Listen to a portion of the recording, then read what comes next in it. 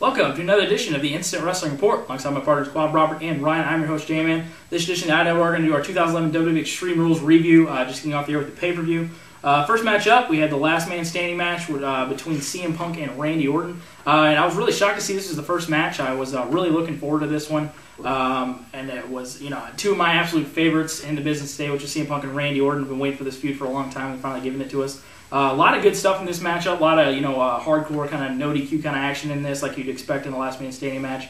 Used with the Singapore Kane by Randy Orton, really beating up CM Punk, really, looking pretty brutalized in that match with an RKO on the table, which was really good, and then finally ending with the super RKO, you might say, off the top rope, which got the win there. I was really upset because I really want CM Punk to, kind of gain some momentum and kind of do something more, but there's been a lot of talks of CM Punk possibly leaving the WWE. He's been really burnt out and, kind of wasn't expecting him to get the victory here, but Randy Orton gets the win, and we'll be moving on to the SmackDown brand for bigger and better things that are going on there. Second matchup, we had an impromptu match, which Teddy Long announced. We had a tables match for the United States title, which was champion Sheamus versus Kofi Kingston. Yeah, like you said, it was impromptu. We had thoughts, about if this was going to happen or not. It was a tables match, and it was just, basic, here or there spots. It wasn't nothing huge or special. There was a couple cool spots with Kofi. Did a jump in the corner when the table was set up over there, landed directly in the middle rope, did some cool stuff. The ending was really cool. Expect to see it on a highlight package, on Raw tomorrow. Just off there's a table on the outside, and Sheamus was on it, and Kofi just did a jump off the top, double leg drop, and won the match, and got a new champion, Kofi Kingston, Intercontinental Champion, going over to Raw over there. So they're splitting them titles up there. So. Third matchup, we had a country whipping tag team match, which was Jerry Lawler and Jim Ross versus Jack Swagger and Michael Cole. This match, see, you really can't even put words into this match. It was so stupid. Had your boy in it. It had my boy. Country whipping match. I had my whipping match at every Extreme Rules match. ECW.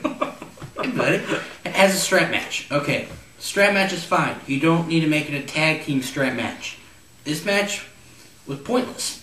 This match, Jerry Lawler and Cole's feud should have ended at Mania. One match, done with. Go on bigger and not better things. This match ended up with a roll-up. Straps really weren't that involved. Not really. There's some whipping. Cole came out in bubble wrap. Jim Ross was acting like it wasn't hurt. Jim Ross had a broken hand.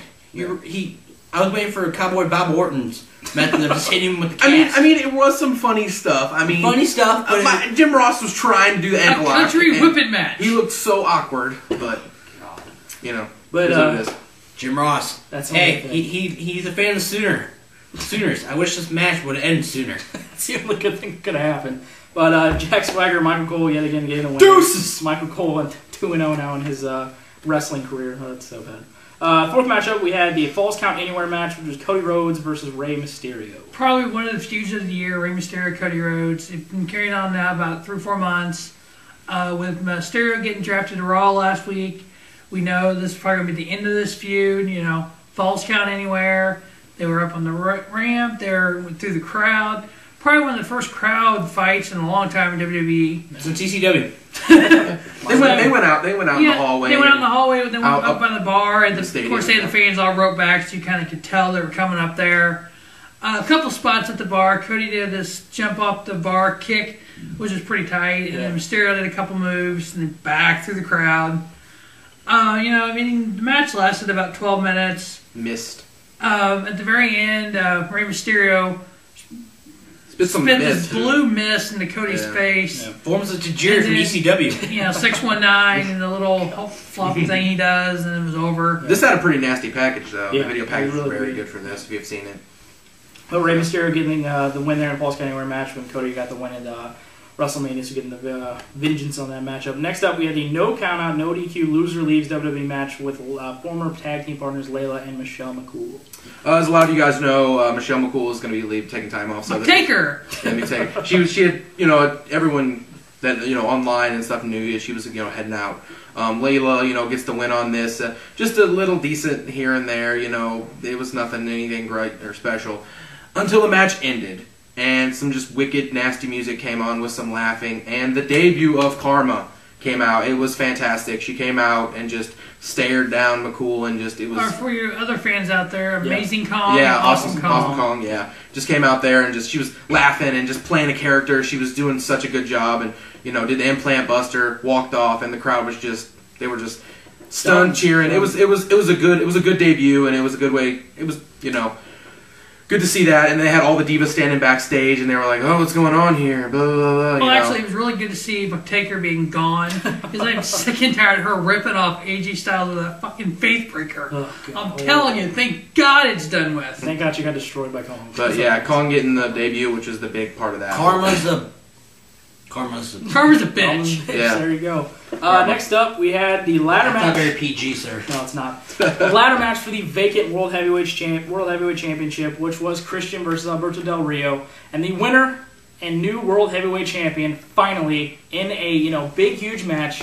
We had Captain Charisma Christian, the new World Heavyweight Champion. He became instantly classic. So awesome moment here, with all that Christian's gone through in his entire career, looked at as, the guy that was with Edge, or the guy that was, the partner of Edge. Now he is the World Heavyweight Champion. Did have help from Edge, but, in the end, Christian, the new World Heavyweight Champion. After 5 years of following Edge's footsteps and watching his best friend of 27 years win world title after world title, finally Christian, Captain Charisma, the Instant Classic, got his due. He is finally World Heavyweight Champion in WWE. Yeah, this was good stuff. Just a good ladder match, some good psychology, spots they did a little bit here or there and everything. The new King of the Ladder match, Christian. There you go. Yeah, they had towards the end they had Christian looked like he was going to win. They had Brodus Clay come out and they had a spot that they did with Brodus Clay, and he hit his head or did something, and he was busted open bad, just puddle of blood on the ground. Christian had some just dings and cuts in his back and on his head, and it was.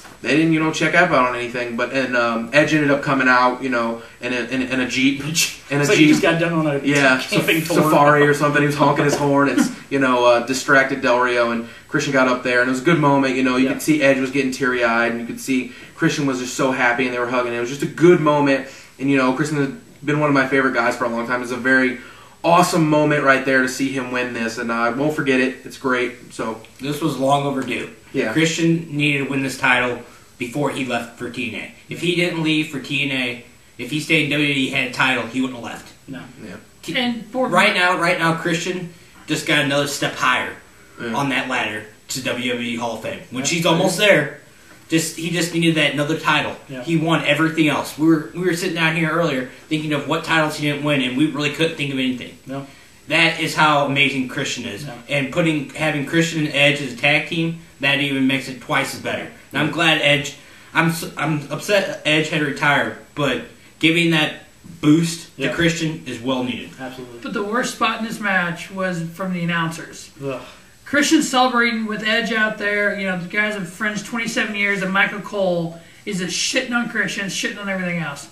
Cole needs to just go away. Here's the only thing that Michael Cole can't take away. He won the world title, and that's the only thing. Yeah, exactly. Give the guy his due, man. 15 years in the business, his first ever world championship. Just shut your damn mouth and give him his chance to celebrate with the fans. He's committed to that gimmick. Yeah, he is. But the only thing that doesn't matter is that Christian is the new World Heavyweight Champion. Finally, Captain Charisma. And we'll be running SmackDown as the new World Heavyweight Champion. Great match there. Probably match of the night, absolutely.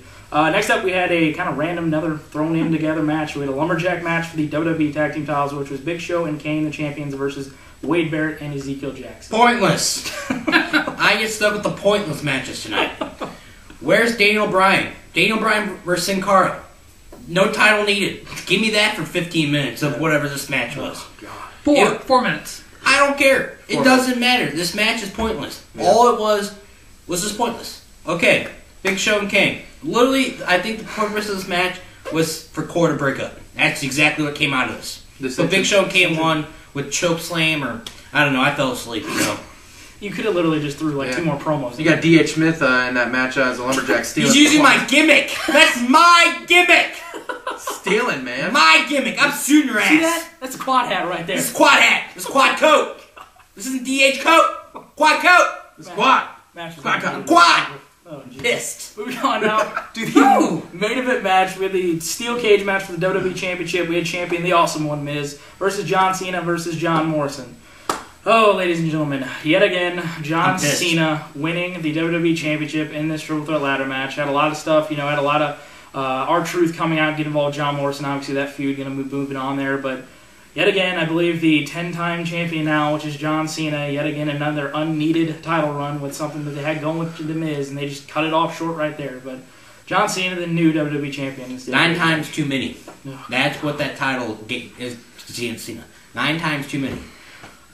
I think this was just pointless. Cena doesn't need this. Cena's already been up there enough. Give it to Miz and let Miz run with this title. He is making Raw so entertaining. Yeah. Just the stuff he does.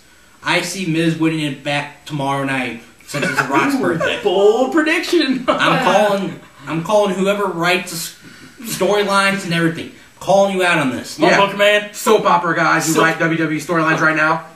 Do it up. Yeah. Miz is winning this. And if he doesn't, it's all like Donkey Kong. What happened with this? You just got Miz backstage being a crybaby and crying, I haven't won a world title since June 20th of last year. I want a title. So, the crybaby WWE, versus the asshole versus the spot monkey. Mr. Anderson was in this match? I mean, come on now. Miz is a total asshole right now, which is actually working for him. He's getting over as a big heel. Yep. But then you get the spot monkey and John Morrison.